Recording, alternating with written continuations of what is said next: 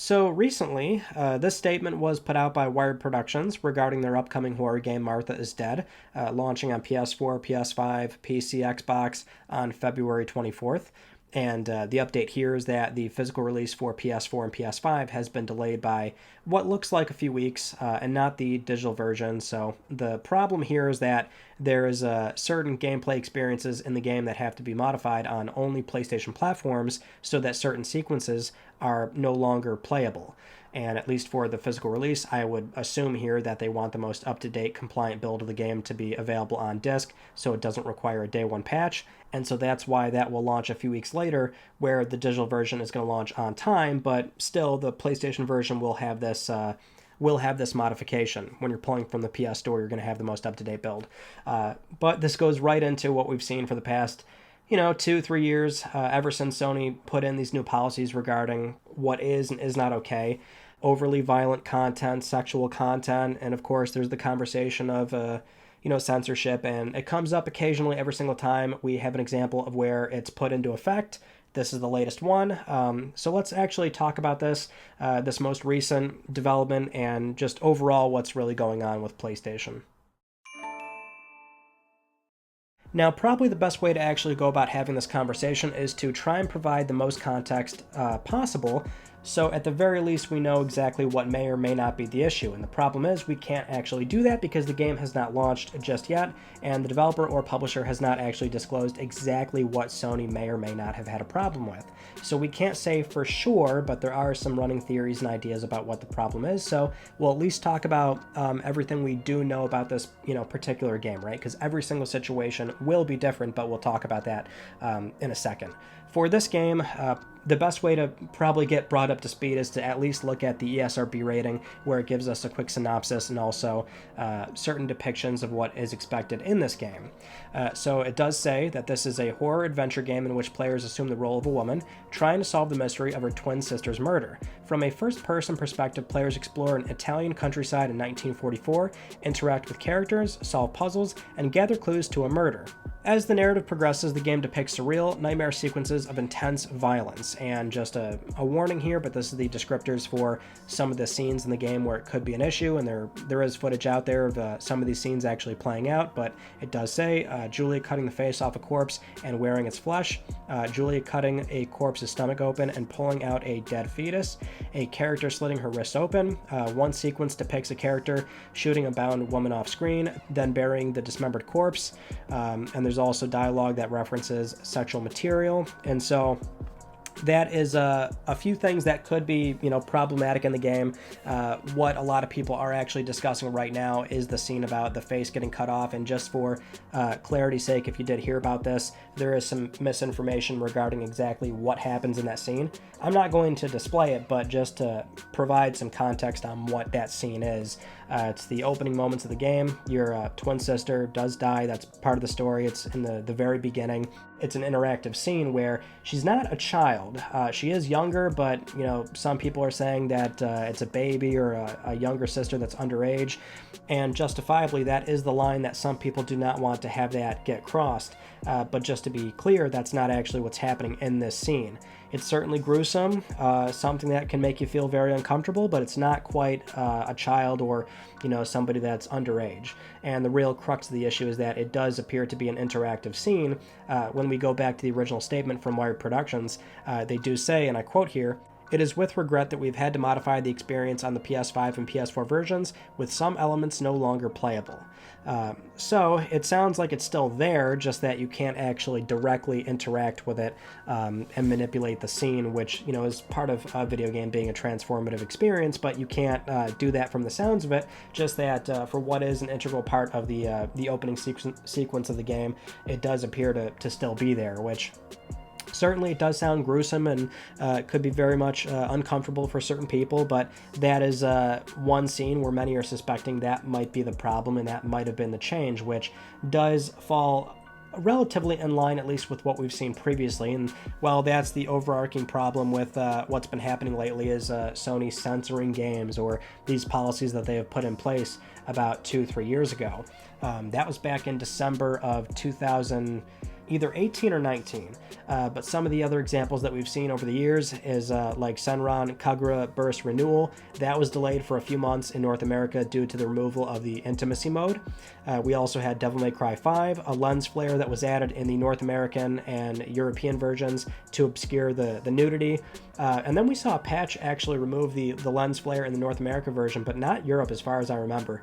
Then there was also Demon Slayer Kimetsu no Yaiba. That was regarding excessive limb dismemberment.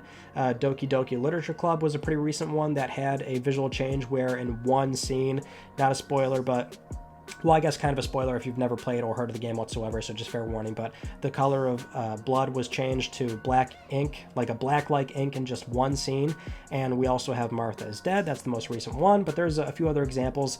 It's just that clearly there are certain angles of how Sony's approaching this nowadays where they do carefully look at the content that's getting published on their platform, and they will step in and say, hey, this one little thing here, we're not necessarily on board with that. Here's the tweak or modification that you can do.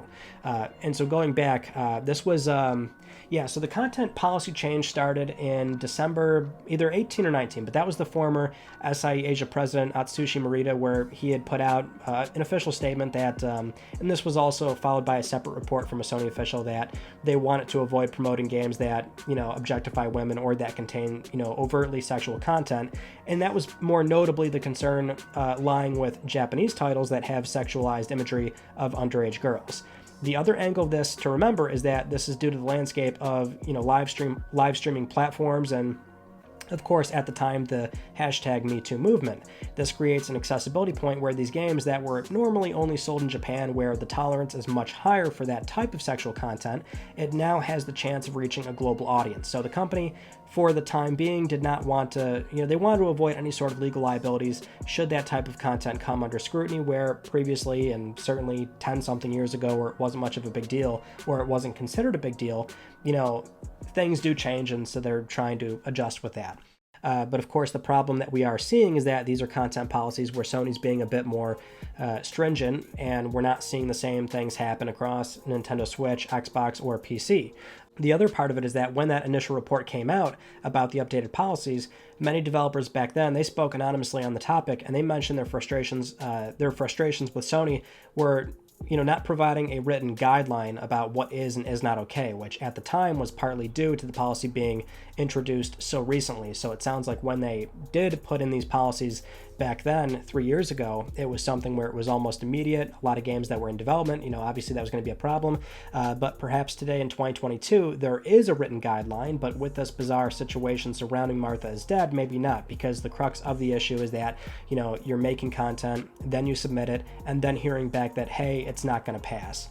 With the foresight going in, they might have been able to accommodate for it, preemptively when shipping on PlayStation platforms. But that's the thing with what's happened recently and all these titles, right? Yeah, obviously it's a big topic when it comes to censorship on the platform. People not being okay with it, wanting to take their business elsewhere, and by all means, I think that's the thing to really consider if it's an important topic to you. Because it is. Censorship is one of those topics where it fuels a lot of discussion, oftentimes very much due to these gray areas where it's like, why is this okay? Why is that not okay? One example that keeps getting brought up is Sony policing their own games? Like, for example, The Last of Us Part 2, which certainly has a lot of overt violence in there. And this is why I wanted to stress at the beginning that it's really important to always look at each particular situation. They're policing the content that ships on their platform, and I guess, you can certainly make an example or a comparison of, why Martha is Dead and not, say, The Last of Us Part 2 or Mortal Kombat or I don't know, like Outlast had some gruesome scenes, right? And it all falls into a more nuanced discussion of exact things that happen in those games. For example, Martha is Dead, this particular scene, if it is the face cutting scene, right, that's a bit more sadistic and psychological and very uncomfortable, whereas, say, The Last of Us Part 2 doesn't quite have that to the same degree.